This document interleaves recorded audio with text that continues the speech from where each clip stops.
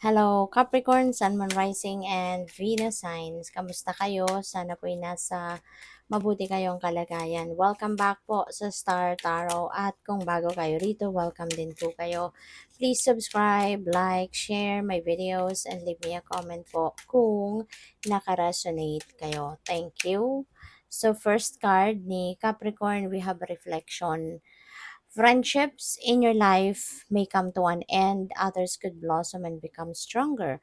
So, Capricorn, probably magkakaroon kayo ng pagkakataon na makapag-reflect about your friendly relationships sa ngayon at baka meron kayong siguro mapapansin ninyo as you re-evaluate yung mga kaibigan mo, maaaring dito ma-find out ninyo na meron kayong mga tinuturing na kaibigan siguro na hindi sila totoo sa'yo. Meron kayong mga tinuturing or na kaibigan, minahal bilang kaibigan, pero siguro ngayon or in the recent past napatunayan ninyo na hindi ka rin naman nila tinuturing na kaibigan, 'no? Maaaring hindi sila sincere sa'yo sa kanilang pakikipagkaibigan. So, whatever the case may be, you may find out, 'no, na siguro sa ngayon mas maganda ng tanggalin mo na lang sila sa buhay mo. Kaya maaaring tatapusin mo na yung iyong pakikipagkaibigan sa kanila. And sa ngayon siguro mas ma-appreciate mo yung mga tao na yung mga tinuring mong kaibigan na talagang nandiya sila, napatunayan nila yung pagiging kaibigan mo, 'no? Patunayan mo na sila talaga ay karamay mo, sila ay handang dumamay sa'yo, handang maging kaagapay mo, alam mo 'yun, yung talagang kaibigan, 'no, yung ano nila, yung treatment nila sa'yo. Kaya yung mga gano'n, yun ang mas iche-cherish ninyo, papahalagahan ninyo lalo. So we have intuition, trust your intuition. It's a great time to learn a new skill, change careers, or invest money, 'no. So pakinggan ninyo at tiwalaan ninyo, pagtiwalaan ninyo kung ano man ang mga naririnig ninyo, 'no, at mga napi-pick up ninyo from your intuition. Make sure that you trust them. Make sure na ah, pinapakinggan mo ang mga gabay sa iyo ng universe through intuitive messages. All right? And also, it's the great time din na matuto kayo ng mga bagong skill sa ngayon. Pwedeng may opportunity diyan na pwedeng matuto kayo ng mga bagong skill or baka meron na kayong mga dating skill na kailangan lang ng konting polishing pa. So, there could be an opportunity sa inyo sa ngayon para magawa ninyo yon, no? Probably then, changing careers, changing career path, siguro, maaaring i-consider din ng iba sa inyo yan, no? Baka may oportunidad kasi na nakikita kayo na po pwede kayo magbago ng karera. And investing money, so siguro ang iba din sa inyo is going to invest um, your money in a business or kung anumang klase na investment scheme. So, yun lang, paalala lang din sa inyo, na siguraduhin ninyo na kung saan man kayo mag invest saan man kayo maglalagak ng pera, ay talagang yan ay legit. No? Yan ay totoo, yan ay mapagkakatiwalaan.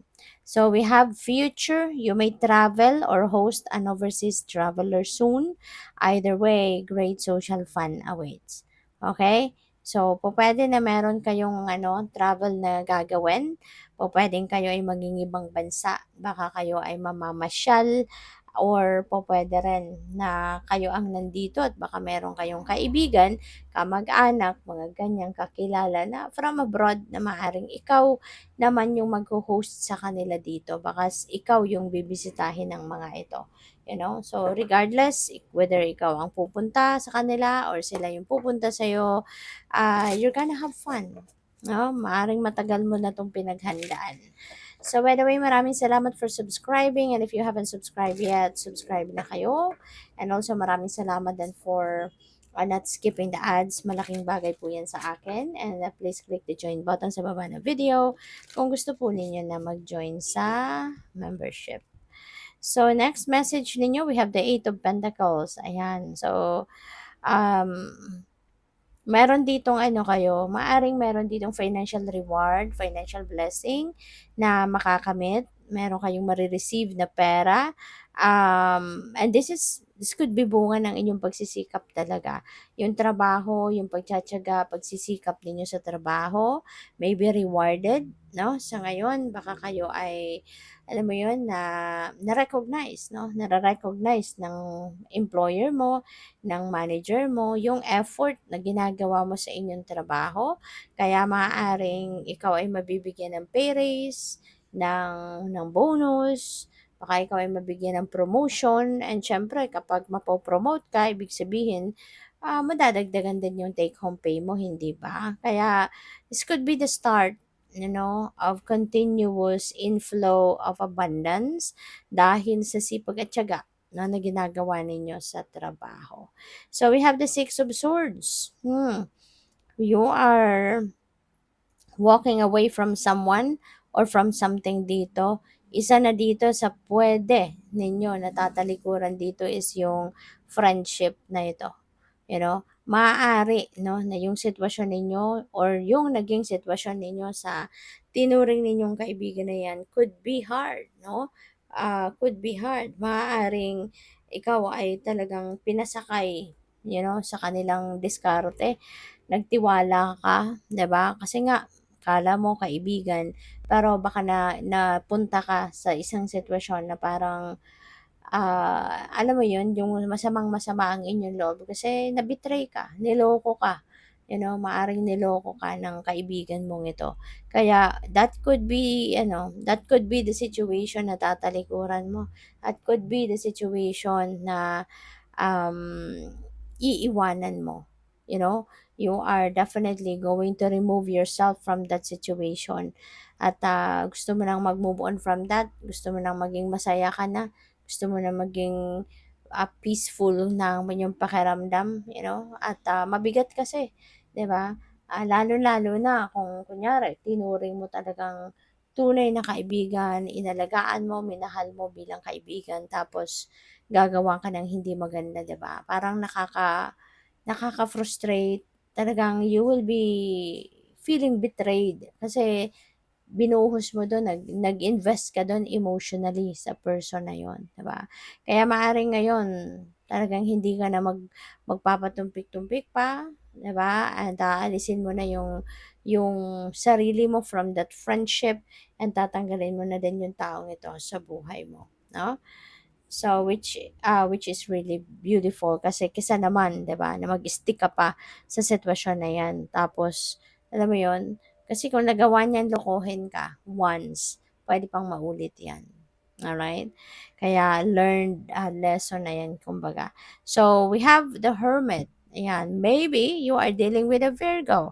O pwedeng yung kaibigan na yan, no, na nag-betray sa'yo, could be a Virgo. Puwedeng gano'n, puwede rin naman na hindi, 'no? So, depende 'yan sa inyong sitwasyon. But, around this time, you may be dealing with a Virgo, no, with the Hermit energy. At, si Hermit is also about solitude. This is about pagpapahinga, stillness, yung gano'n. So, maaaring kailangan mo 'tong gawin.